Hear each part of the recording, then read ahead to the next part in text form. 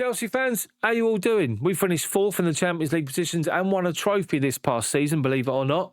And the world's gone balmy, bearing in mind the transfer window's open for a short period of time before this Club World Cup tournament kicks off with 32 teams taking part as of next week or so, the end of next week. Chelsea's first game, Monday the 16th of June at 8 o'clock in the evening. Hopefully I'll be doing live match commentary. Anyway, it's gone mad with transfers. Players in, some players linked with moves out and linked with moves in, and a player that's left the football club, which I was surprised about.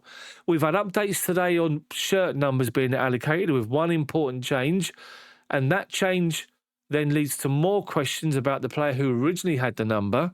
So this video is just about talking to you guys, giving you my opinion, laid back, just realistic opinion really, and I want you guys to watch it and give me your opinions as well in the comments section. So let's start. The big news this week with Liam Delap signing for Chelsea when it looked as though he was going to go elsewhere, talking to United and other clubs, but Chelsea managed to convince him to sign for the football club. And what a bargain, what a signing. And this guy is 22 years old, £30 million, which is an absolute bargain, a steal if anything, and a 6-year contract. And Delap's already talking about the stature of the football club. He can't wait to get started. He's actually going to miss the under-21s, the Euros with the under-21s, because he's going to come to the Club World Cup with Chelsea, because we can register 35 players and we need Delap. And I wouldn't be surprised if this guy hits the ground running and has an amazing Club World Cup and a great season next year, because this guy is the real deal. I can't believe we've got him. I can't believe that he's only 30 million. Someone that is a little bit of the old school, likes to boss about and dominate defenders and put himself about a bit, and he's not afraid to get stuck in, whether it's get his foot in there, get his head in there, and I can't believe we've got him. But what a signing he is, and he takes the cursed, dreaded number 9 shirt, where all those strikers from times gone by have come to the club with a great reputation and suffered. I mean, we don't have to talk Torres, we don't have to talk Morata, we have to talk Chris Sutton, Robert Fleck back in the day, for all those of you that can remember that long ago. But this guy, honestly, is the real deal. Forget the curse. There won't be a curse. By the end of next season, you'll see exactly how good he is and how important he is for us. So what does that mean for Nicholas Jackson? There's rumours. Apparently, the Nicholas Jackson has got the ump with abuse from the fans. He's not asking to leave. But if an offer comes in, and there are clubs believed to be out there that are looking at Jackson, including Atletico Madrid and others, and could they come in with a bid for Chelsea? And would Chelsea be willing to accept it? Bearing in mind we're looking at other strikers in addition to Delap. It was clear from the reports that Delap's signing wasn't the end of it as far as strikers go. Does that mean Jackson could be on his way out? Let me know what you think about Jackson comment section about his link with a move away.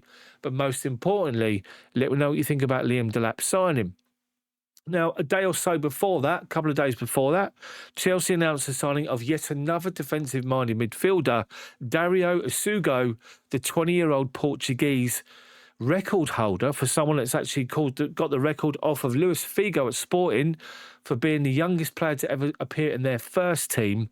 This guy has created waves across Europe, and he's taken note, or I should say scouts have taken note across some of these big clubs across the whole of Europe, and Chelsea have swooped and got him on a deal worth 18.5 million with no add-ons, an 8-year contract. The guy is only 20 years old.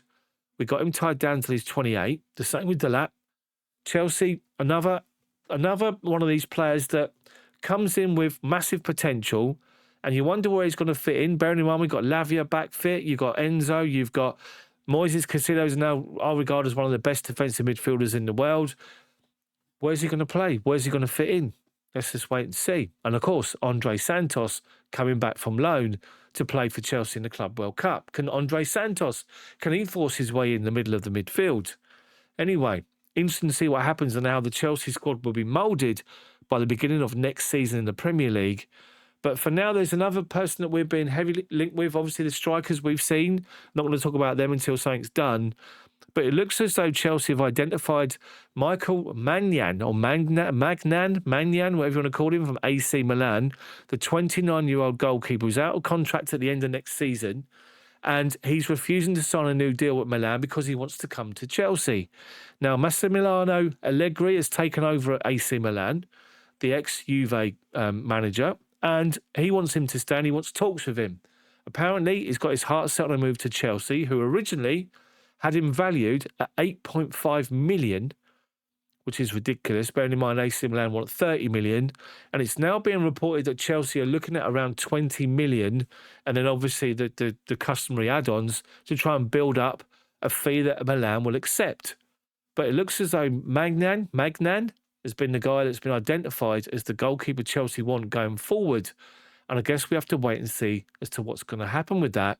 Because obviously the goalkeepers we've currently got at the football club, Georgi Petrovic, I think he should be our number one anyway.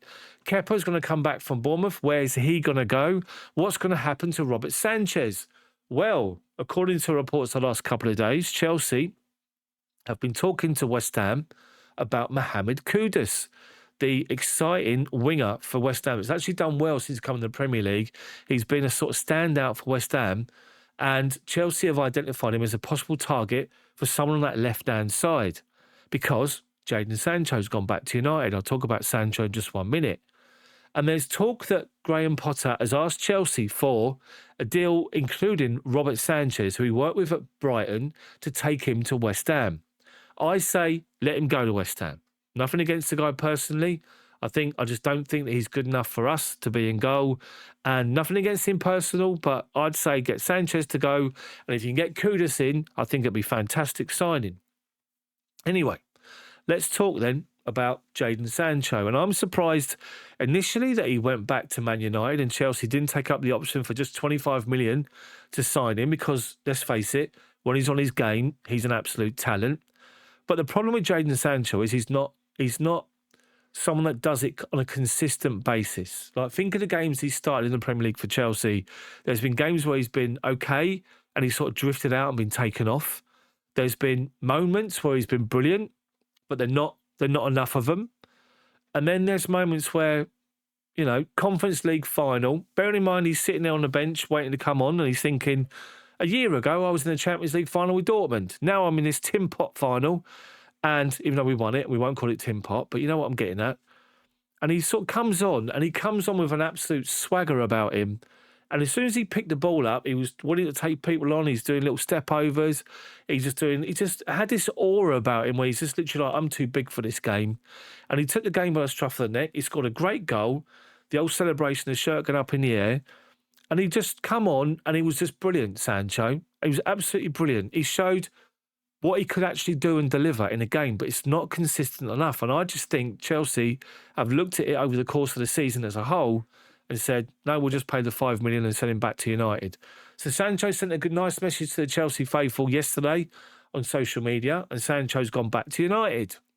So there's a gap on our left-hand side. Now, I want to talk about the news today with Cole Palmer changing his shirt number. So all those fans that have gone out and they've ordered the Cole Palmer new shirt and the new kit, I'll put it up there, but it's fallen down a little bit, as you can see, but it's up there anyway.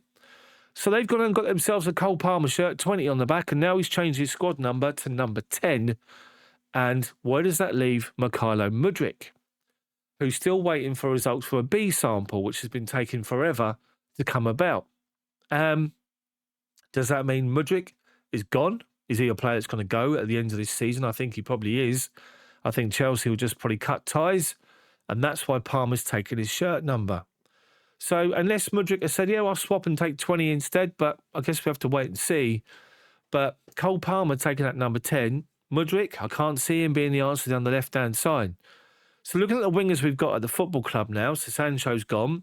So we've got Pedro Neto that can play on the left. We've got Noni Madueke, who, let's face it, he can't play on the left, being a left footer. He's got to play on the right-hand side. And, of course, we've got Esteval Willian coming in, and he normally plays on the right.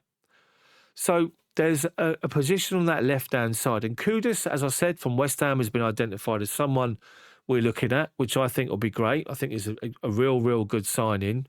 But other wingers we're looking at, apparently, we're also looking at Nico Williams again from Athletic Bilbao. He's only got a £50 million release clause, but again, the fees to his agent and all sorts, it's just ridiculous amount of money.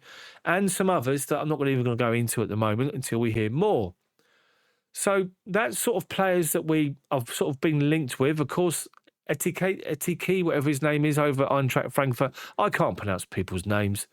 But the striker at Frankfurt, Chelsea still in talks with him, but they want 85 million.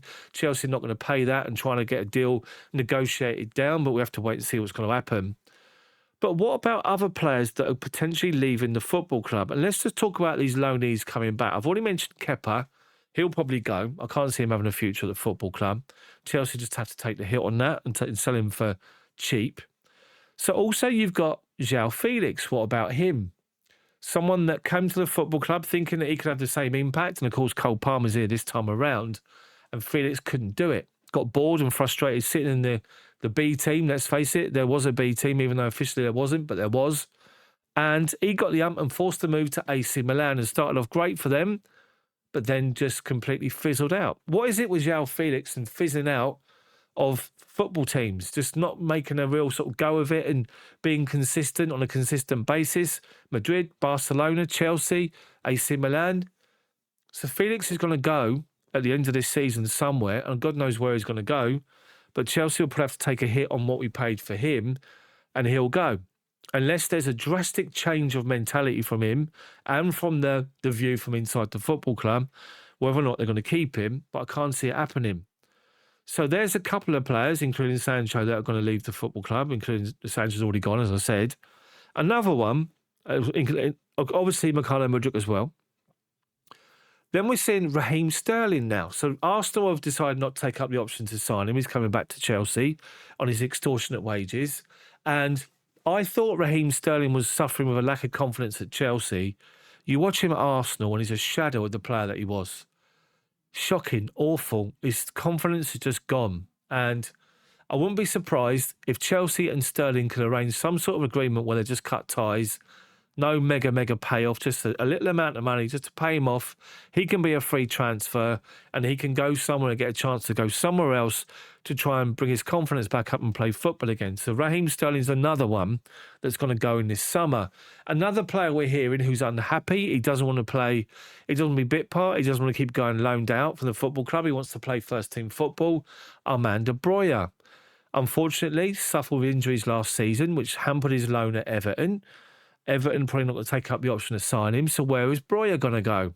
Could he end up going down to the Championship, maybe to Leicester, to replace somebody like Vardy? I guess we have to wait and see. And another player being linked with a move away is Kieran Dewsbury-Hall, with Fulham apparently eyeing up a move for him.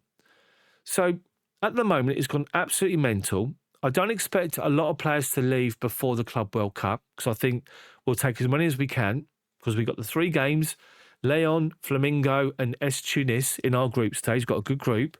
To then go through to the latter stages, going to need to rotate players. And I think we're going to take as many as we can that the club want to take out there, including some youngsters. I think there's certain players will be left behind and they'll be the ones that are going to be leaving the football club anyway.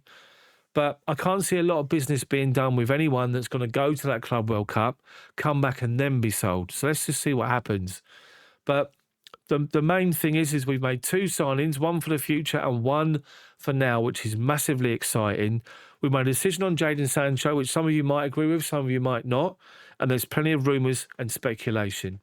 But what do you think about any of the players I've been talking about in this video? Let me know what you think in the comment section below. It's just a basic video, me talking to you guys. Nothing major, no fancy graphics, haven't got time.